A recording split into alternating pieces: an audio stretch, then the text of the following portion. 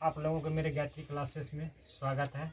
आप लोग जब 10th और 12th के स्टूडेंट हैं तो आप लोग ये वीडियो को देखना नहीं भूलें। ये वीडियो आपके लिए अच्छा साबित होगा। आज हम लोग यहाँ पे आगे चलते हैं। इससे पिछली वीडियो में हम लोग जो है यहाँ पे संधि के बारे में जान चुके थे कि संधि किसे कहते हैं और संधि के भेद के बारे में जान चुके थे। तो संधि का जो प्रथम भेद होता है यहाँ पे है, तो संधि के जो है 3 भेद होते हैं, हम पढ़े थे।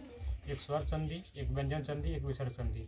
स्वर संधि के बारे में इससे पिछले वाली वीडियो में हम लोग पढ़ चुके थे। अब हम लोग स्वर संधि के कितने भेद हैं उनके बारे में पढ़ते हैं। तो हम लोग यहाँ पे स्वर संधि को जानते हैं कि स्वर संधि के 5 भेद होते हैं। एक होती है दीर्घ संधि, गुण संधि, वृद्धि और अन संधि और आयादी संधि। तो स्वर संधि के कितने भेद होते हैं, और हम लोग जो है जितना भी अगर व्याकरण में किसी कोई भेद है या प्रकार है या अंग है उनको जरूर याद रखेंगे, एग्जाम में यहाँ से क्वेश्चन पूछता है। ठीक है, तो स्वर संधि के 5 भेद होते हैं। पहला होता है दीर्घ, दूसरा होता है गुण, तीसरा होता है यहाँ पे वृद्धि, चौथा होता है जन और पांचवा होता है आयादी। तो हम लोग यहाँ पे देखते हैं कि पहले हम लोग यहाँ पे दीर्घ संधि की बात कर लेते हैं। दीर्घ संधि, ठीक है। तो दीर्घ संधि में जो है हम लोग यहाँ पे दीर्घ संधि की बात कर लेते हैं कि दीर्घ संधि के बारे में यहाँ पे बात करते हैं। तो दीर्घ संधि में हम लोग यहाँ पे कुछ यहाँ पे नियम लिखे हैं दीर्घ संधि का। यहाँ पे कुछ नियम लिखे हैं इस साइड यहाँ पे, ठीक है ना, कि जब अ का मेल अ से होता है तो आ होता है, यानी कि वहाँ पे कौन संधि होगा, वो दीर्घ संधि होगा। देखते हैं हम लोग यहाँ पे, ठीक है। दीर्घ संधि को हम लोग यहाँ पे देखते हैं। दीर्घ संधि, तो दीर्घ संधि में हम लोग यहाँ पे नियम याद रखेंगे कि जब अ का मेल अ से होता है तो आ होता है, और आ का मेल जब अ से होगा फिर भी आ होगा, जब आ का मेल आ से होगा फिर भी आ होगा। उसके बाद हर्षई का मेल अगर हर्षई का मेल दीर्घई से होता है फिर भी दीर्घई होता है, और दीर्घई का मेल अगर हर्षई से हो फिर भी दीर्घई होगा। फिर हर्षऊ का मेल हर्षऊ से होगा तो दुर्गऊ होगा, और हर्षऊ का मेल अगर दुर्गऊ से होगा तो फिर भी दुर्गऊ होगा। आप देखते हैं ये क्या है, हम तो यहाँ बता दिए, आगे देखते हैं कैसे है। देखते हैं यहाँ पे हम लोग यहाँ पे जैसे कि विद्या जोड़ अर्थी बराबर, ठीक है। विद्या जोड़ अर्थी बराबर होता है विद्यार्थी।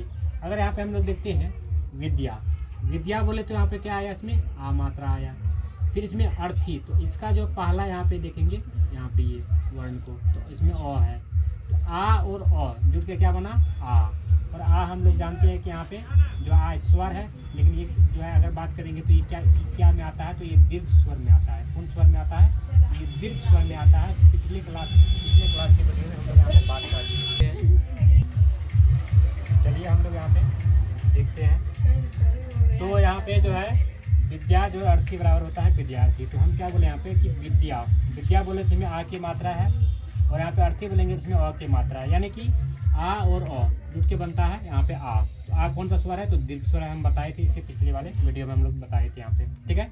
तो यानी कि जो इसमें आ की मात्रा, इसमें अ आ गया तो आ और अ जुट के क्या बनता है आ, ठीक है। यहाँ पे हम लिखे भी हैं, ठीक है ना। जब ऐसा किसी भी शब्द का विच्छेद करने पर अगर ऐसी स्थिति आता है तो वहाँ पे समझ लेंगे वहाँ पे कौन संधि होगा, दीर्घ संधि होगा, ठीक है। आगे देखते हैं गिरी जोड़ ईश बराबर होता है गिरीश। गिरी जोड़ ईश बराबर क्या होता है, गिरीश।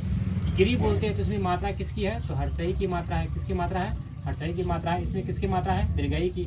हर्षई और दीर्घई का जब योग होता है यानी कि जुड़ता है तो बनता है दीर्घई। क्या बनता है, दीर्घई। और दीर्घई हम लोग जानते हैं कि ऐसे करके दीर्घई होता है। इसीलिए यहाँ पे गिरी जो इस बराबर यहाँ पे गिरीश हो गया, यानी कि कहने का मतलब कि यहाँ पे जो हर्षई जो यहाँ पे हर्षई जो था तो हर्षई दीर्घई में क्या बनता है, दीर्घई। इसीलिए यहाँ पे जो प्रभाव में क्या लग गया, दीर्घई, यानी कि गिरीश, ठीक है। आगे देखते हैं मही जो इंद्र बराबर होता है महीन, ठीक है। मही जो इंद्र बराबर यहाँ पे क्या होता है, महीन। मही बोलेंगे तो इसमें मही बोलेंगे इसमें दीर्घई की मात्रा है, इंद्र बोलेंगे तो इसमें हर्षई की मात्रा है। दीर्घई और हर्षई जुटने से क्या बनता है, दीर्घई बनता है। यानी कि जो है यहाँ पे हर्षई और दीर्घई और हर्षई जुटने से क्या बना, दीर्घई। इसीलिए यहाँ पे जो है महा जुटने क्या होगा, महेंद्र।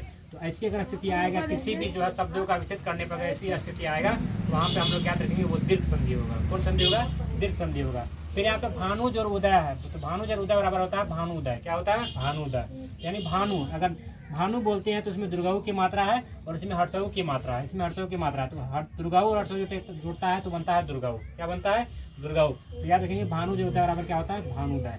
अगर किसी भी शब्द दीर्घ संधि को पहचानने का नियम है, किसी भी शब्द का विच्छेद करने पर, उनका विच्छेद करने पर जब अ का मेल अ से होगा, जब आ का मेल अ से होगा, जब हर्षई का मेल दीर्घई से होगा, जब दीर्घई का मेल हर्षई से होगा, जब हर्षऊ का मेल हर्षऊ से होगा, या हर्षऊ का मेल दुर्गऊ से होगा, ऐसी स्थिति आएगा तो वहाँ पे हम समझ लेंगे वहाँ पे कौन संधि होगा, दीर्घ संधि होगा।